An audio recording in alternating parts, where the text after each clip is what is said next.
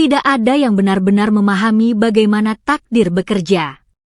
Ada yang datang tiba-tiba, ada yang terlambat, ada pula yang hadir tepat ketika hati sedang tidak ingin diganggu. Bagi Naura, takdir datang seperti tamu tak diundang, mendadak, mengejutkan, dan mengguncang seluruh hidupnya. Ia tidak pernah menyangka bahwa gurauan Abah tentang lelaki bernama Fahri, tokoh fiksi yang diidolakan ayahnya, akan menjadi kenyataan. Dan semuanya dimulai pada satu sore yang tidak ia sangka apa-apa. Hujan baru saja berhenti ketika Naura pulang dari bimbingan skripsi sore itu. Jalanan kampus masih basah, aroma tanah meresap ke udara, dan kepalanya berat oleh revisi dosen pembimbing yang tak ada habisnya. Tasnya disampirkannya ke bahu, langkahnya tergesa-gesa menuju rumah. Yang ingin ia lakukan hanyalah mandi, makan, lalu tenggelam dalam bab 3 skripsinya. Namun begitu ia mendorong pintu rumah, langkahnya terpaku. Di ruang tamu, beberapa orang asing duduk dengan wajah formal. Ada seorang lelaki muda berkulit bersih, rahangnya tegas, sorot matanya lembut, dan pakaian rapi seperti baru saja menghadiri acara penting. Sementara Abah duduk di tengah, senyumnya lebih lebar dari biasanya, senyum yang membuat dada Naura langsung berdebar curiga. "Assalamualaikum, Bah," ucapnya, berusaha tenang. Abah menoleh, dan senyuman itu melebar lagi. "Waalaikumsalam, Nak. Sini dulu." Naura melangkah mendekat dengan bingung, lalu menatap lelaki asing itu sebentar sebelum kembali menatap ayahnya. Ada sesuatu yang tidak beres. Suasana terlalu hening, terlalu serius. Kemudian Abah berkata dengan suara mantap, suara yang membuat telapak tangan Naura langsung dingin. "Naura, salim dulu sama Mas Fahri. Dia kini suamimu. Surgamu berada di bawah ridhonya." Seketika tubuh Naura gemetar. Kata-kata itu terdengar seperti sambaran petir di siang bolong. Nafasnya tercekat. Ia menatap Abah, berharap ada tawa, candaan, atau tanda bahwa semua ini hanya gurauan tak lucu. Tapi tak ada. "Ami." Suara Naura hampir tak terdengar. Lelaki bernama Fahri itu menunduk sopan. "Assalamualaikum, Naura." Naura tidak menjawab. Pandangannya buram oleh keterkejutan. Ia mundur satu langkah, merasa seluruh dunia runtuh menimpa bahunya. Naura tahu Abah mengidolakan tokoh Fahri dalam film ayat-ayat cinta. Hampir setiap minggu Abah memutarnya ulang sambil mengutip ucapan-ucapan bijak dari tokoh utama. Kalau benar ada lelaki seperti Fahri, Abah pernah berkata, Abah gak bakal pikir panjang buat nikahkan kamu sama dia. Kala itu, Naura hanya tertawa sambil menggeleng. Abah kebanyakan nonton film, mana ada lelaki seperfek itu. Namun kini, sosok lelaki yang duduk di ruang tamu itu bernama Fahri, telah lulus dari sebuah universitas ternama di Kairo, Mesir, dan sedang berlibur di Indonesia. Namanya mirip, latar pendidikannya mirip, bahkan pembawaannya pun penuh ketenangan yang tidak dibuat-buat. Persis seperti tokoh idola Abah. Tapi kenapa harus dirinya? Kenapa harus sekarang? Abah hanya ingin yang terbaik. Fahri lelaki baik, Nak. Kata Abah ketika Naura bertanya. Naura seperti kehilangan arah. Mimpinya masih panjang. Ia ingin lulus kuliah, bekerja, mungkin melanjutkan S2. Menikah sama sekali belum ada dalam rencananya. Namun semua sudah terjadi. Akad sudah berlangsung. Dan kini ia telah sah menjadi istri dari seorang lelaki yang bahkan tidak ia kenal. Malam pertama setelah akad itu berlangsung tanpa tawa atau kehangatan.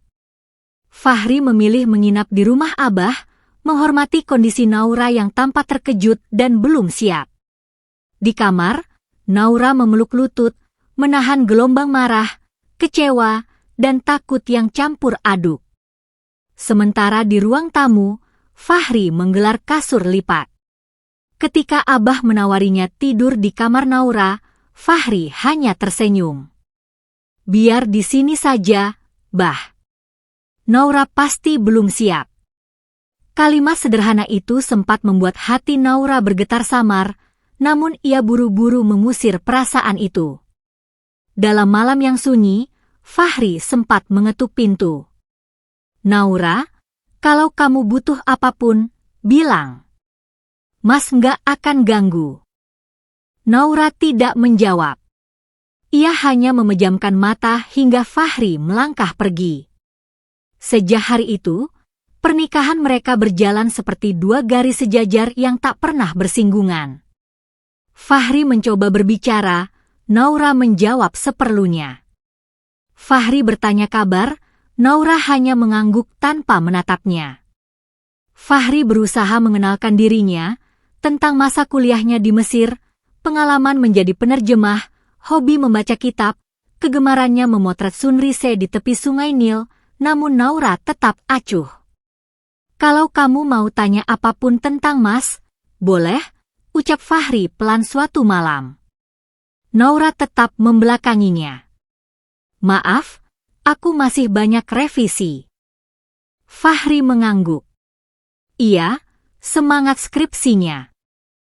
Hanya itu. Dan tak lama kemudian masa liburan Fahri habis. Ia harus kembali ke Mesir untuk menyelesaikan penelitian tesisnya.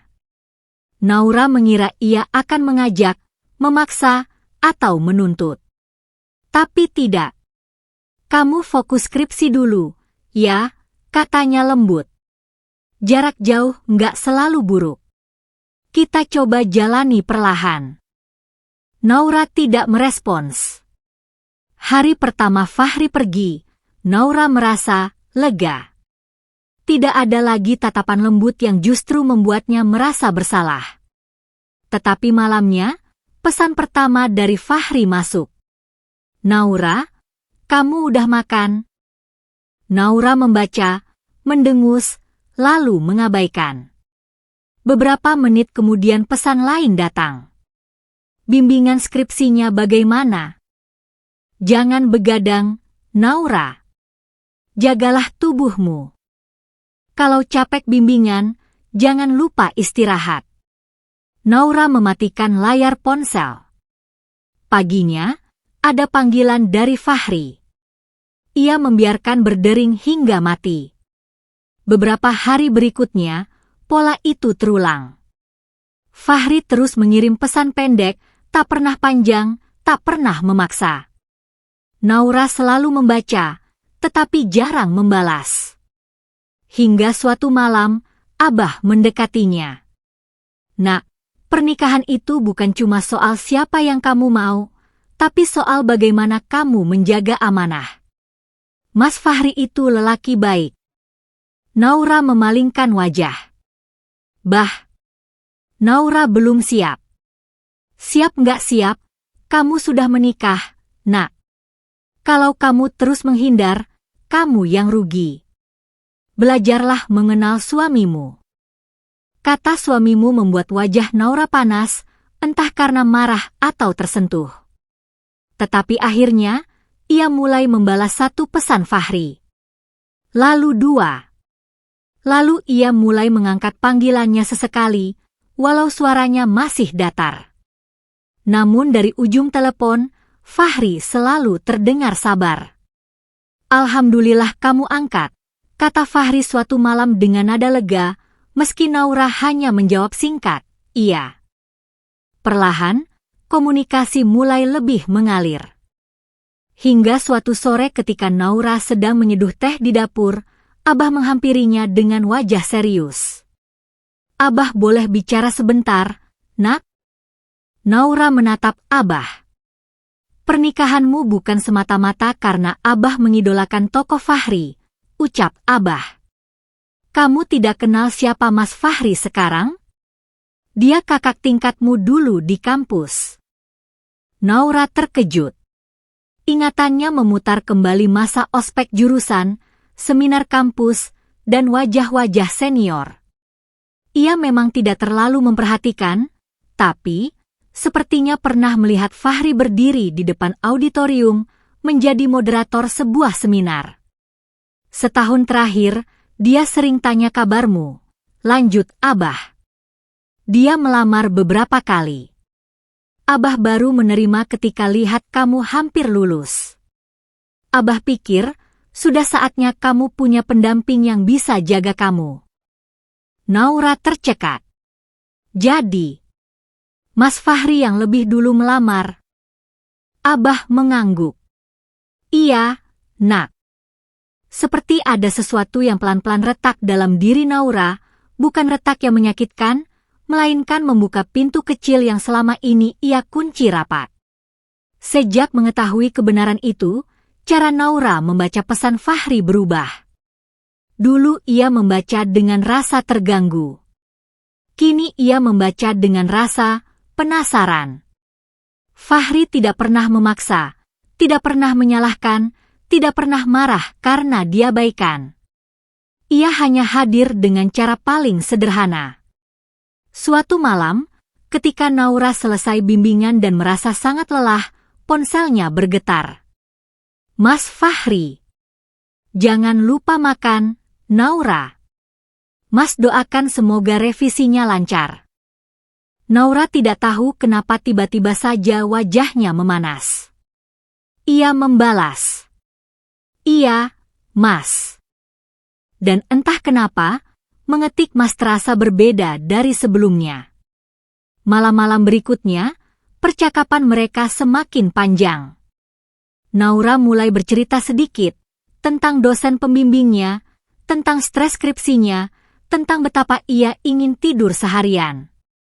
Fahri menanggapi dengan sabar, humor kecil, dan sesekali gombalan yang tidak murahan. Kalau kamu terlalu sibuk skripsi sampai lupa makan, nanti Mas terbang ke Indonesia cuma buat nyuapin kamu, katanya suatu malam. Naura langsung membalas, jangan lebay. Tapi pipinya memanas tanpa bisa ia cegah. Suatu siang, Naura menunggu pesan Fahri. Namun tak ada. Hari pertama, ia mencoba tidak peduli. Hari kedua, ia gelisah. Hari ketiga, ia mulai panik. Lalu karena khawatir, Naura akhirnya lebih dulu menghubungi Fahri. Namun suara asing yang mengangkatnya. Ternyata sahabat satu flat Fahri di Mesir. Naura. Fahri lagi sakit. Demam tinggi sejak 2 hari lalu. Darah Naura sontak dingin. Tubuhnya gemetar. Ia mencoba menelpon Fahri, tapi tak diangkat. Malam itu ia tidak bisa tidur. Baru ia sadari betapa ia sudah terbiasa dengan kehadiran Fahri, dengan pesan-pesan singkatnya, teleponnya yang hangat, doanya yang tulus. Tangannya gemetar. Hatanya terasa diperas. Malam itu Naura menangis dalam diam. Hatinya mulai jujur pada dirinya sendiri. Keesokan paginya, ponsel Naura berdering. Nomor Fahri.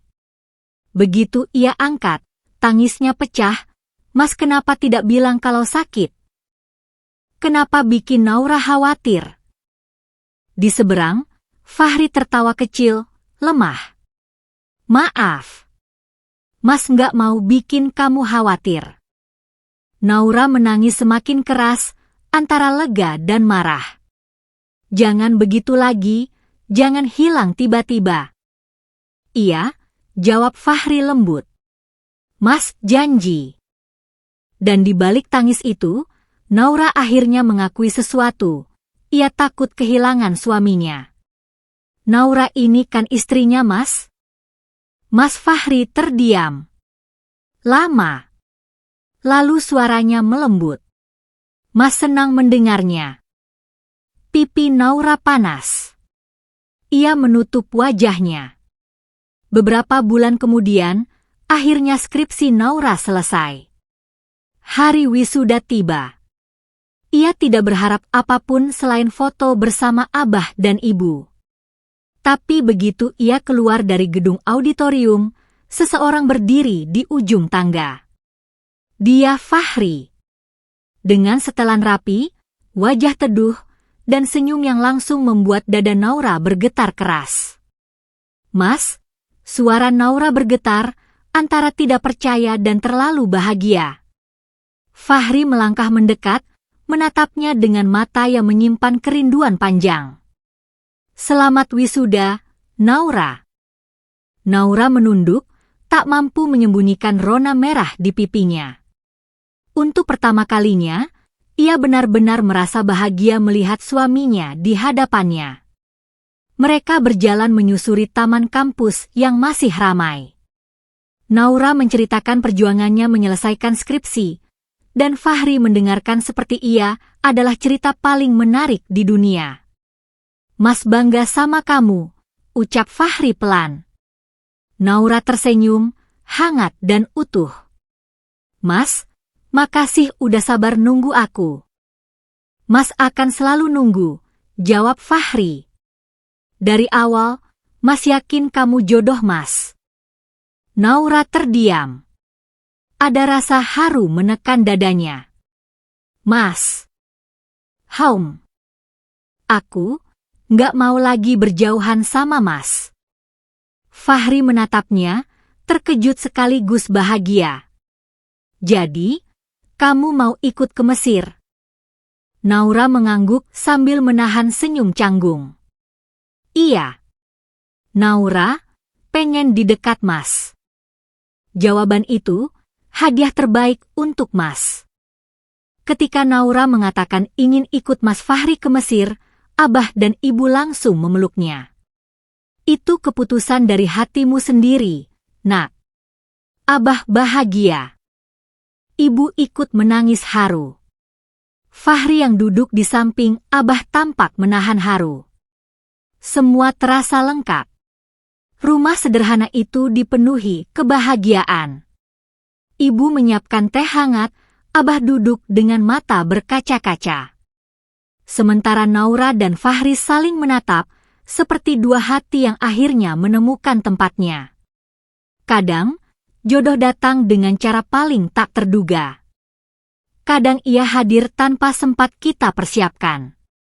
Tapi Naura akhirnya mengerti bahwa jodoh bukan siapa yang kita pilih dengan pikiran, melainkan siapa yang Allah hadirkan dengan kebaikan-kebaikan yang perlahan meluluhkan hati. Dan di hadapan lelaki yang kini benar-benar ia cintai, Naura berbisik lirih. "Mas Fahri, ayo kita mulai perjalanan kita." Fahri tersenyum. "Kita mulai bersama-sama." Dan begitulah, kisah yang bermula dari keterpaksaan berubah menjadi cinta. Cinta yang tumbuh perlahan, lembut, dan penuh keberkahan.